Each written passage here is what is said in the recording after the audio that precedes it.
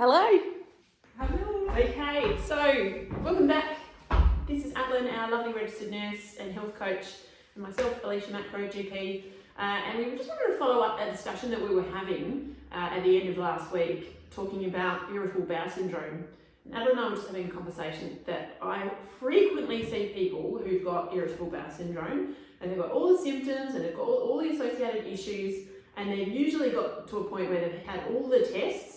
Often they've seen a gastroenterologist, and they've also had a colonoscopy and an endoscopy, and they're told that everything's normal, and then that is where the conversation ends, and the patient is left with still the same symptoms, and there's no associated management, and feel understandably upset and not listened to and not heard, and they still have the same symptoms. And so that's often when I actually see people for the first time. And it's actually quite amazing to find people have got to that point and had it to be the end of the conversation, whereas to me, getting to that point needs to be the diagnosis, needs to be the beginning of the conversation, because IBS is something that is actually quite manageable. For almost all people get better with appropriate management. It's not a problem that we can cure per se, but it's something that can be managed, and you can get your life back, you can get your quality of life back. So what I wanted to do is, now that we've had a discussion about what is IBS, let's have a talk about what are we going to do about it. And one of the things that we focus on here is the different, what we call pillars of lifestyle management, because if we just look at your tummy and we don't think about everything else in your lifestyle, we're going to miss some important things that we can do to support and to help manage IBS. So what are the pillars that we are always going on about here, Adelaide? Well, it's lifestyle medicine, that's what we like to focus on here at Thrive. Yep. And do you know what the different areas are that we talk about? Food, movement, stress, sleep, social connection. Yeah. So I've written those up here and we'll talk about them, but I'm actually going to talk about food last, because I think it can be too easy to focus on what you're eating with IBS and to get really caught up and stressed about the food side of things and not think about everything else. So let's talk about the other stuff, and then we'll talk about food at the end. So, as I mentioned last time, IBS is people having trouble digesting, but it's also about having overactive and uncoordinated nervous system of the belly. And so there's really two halves of our nervous system. There's the fight, flight, freeze part, the sympathetic, and then there's the opposite, which is rest and digest. And often we see people who are spending way too much time dialed up into fight, flight, freeze, and what we want to do is get them to start dialing back down towards rest and digest, because if you're in fight, flight all the time, your body is not in a mode of digestion, so no wonder you're having trouble digesting. So if we talk about movement, moving and breathing is something we talk a lot about here. So things like yoga, Pilates, walking, anything you enjoy movement-wise for fun is going to make a big difference to how you're digesting your food. So that's right, move and breathe. Any thoughts there? Move and breathe. Yeah, it doesn't have to be exercise as long as you're moving, what we like to say. Yeah, and anything makes a difference. So moving and breathing, and perhaps we might have another tutorial at some point where we ask our lovely exercise physiologist Cherie to come and have a conversation about that, because I'm sure she'll have a few thoughts about that. Moving and breathing. If you're in fight, flight, freeze mode, you're also probably not sleeping well either. So looking at how you're sleeping is really important. And you might even find, if you're having an IBS flare-up and looking, have I actually been going to bed late? Have I been watching my iPad in bed? Have I been taking naps during the day and then having trouble sleeping at night? So looking at your sleep hygiene is really important. So stress. Stress is that manifestation of spending too much in fight, flight, freeze. Adeline does a great job of talking to our patients about reducing stress and some of the different techniques that we use here to help people manage their stress. So did you want to just talk a little bit around that? We normally discuss it with patients about what they do, how they manage the stress and scale the stress. which is a good indicator. And a lot of people do or are not even aware that they're in stress in that fight-flight freeze because they're just used to it. So it's basically just getting back to basics about just being mindfulness, kind of we discuss meditation, give some resources on meditation, yoga, what else do we do? Grounding in nature. Yeah. Tell me about that. The grounding in nature is fascinating because I think the new term is earthing, which is just really just to get you back to nature, connecting, it energizes you. It's just being present rather than being in the past or the future. It's being present on a daily basis, and a lot of the time we're running on like a hamster wheel constantly, that we don't take the time to stop and breathe and be mindful. And be in the moment. Yeah. Okay. That might be another topic. video in itself, really, isn't it? And journaling is something else that you Yes. talk about a bit. Yeah, that's another thing. Just again, it's just about brain dumping. A lot of people, they have a busy day, a stressful day, some event happens, and oftentimes you wake up during the night and it's going round and round in your head. I suggest trying, it obviously doesn't work for everybody, but trying to journal and just brain dump, get everything down on paper, whether it's just a couple of work lines or pages. Also a really good way of just getting things clear, even to clarify things or just to get thinking patterns, just to see how things are, to improve your stress levels. Yeah, excellent. Just trying these things. Yeah, the other resource that I think is great to know about if you've got IBS is that there is an app online called Nerva app.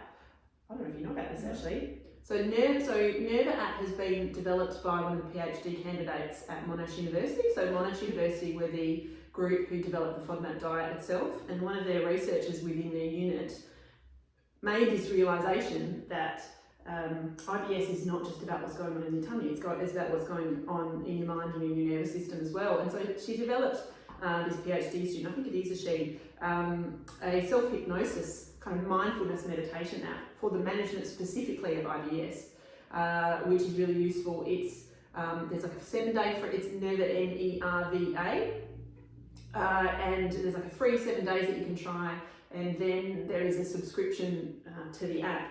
But again, it can be as successful in managing IBS as making diet change alone. Just doing that. So that's really useful to know that exists as well. And the reason why I suggest Insight Timer as a meditation app for most of the patient is because in the search bar you can actually put IBS and it gives you meditation specifically, whether it's any condition, whether it's pain, whether it's endometriosis, whether it's infertility. I suggest you can put IBS and it gives it specific. So I might just write that down. I don't know how well you can read this Nerva app. One of the things that can happen if you've got problems with your tummy is that you can, or any other kind of chronic stress situation, is that you can start with, just moving on to the next one, social connection. You can actually kind of start withdrawing from people, and you can stop doing the things that you used to do for fun. And I find as a GP, one of the questions I often ask people is, what do you do for fun, or what did you used to do for fun?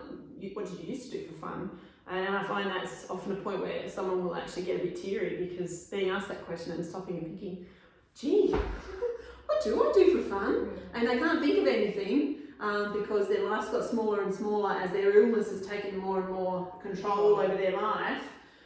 They're knitting, crocheting, walking with friends, going hiking, going swimming, and gardening, whatever it is, has disappeared. And this morning somebody said piano, we used to play piano. Yeah.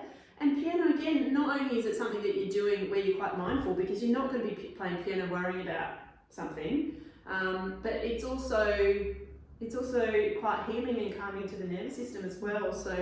So doing things for yourself and doing things with other people who are important to you is actually really important as well, and it's an important part of managing your IBS, believe it or not.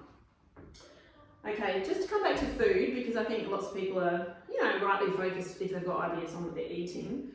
Some of the things that are useful are FODMAP diet. That stands for fermentable oligosaccharides, disaccharides, monosaccharides and polyols, which are all different chains of carbohydrates that people who have IBS have trouble digesting. It sits in their belly, it ferments, it creates gas, it causes pain, it causes bloating. And so cutting out those foods can be helpful. We almost always involve a dietitian to do that process, because it is relatively complicated and it's not ever intended to be a long-term eating plan. It's just about a stepwise process to try and identify some of those foods that might be triggers for you, and then being able to reintroduce the rest of them. Common triggers that people may or may not know about are things like onion and garlic, lactose in milk.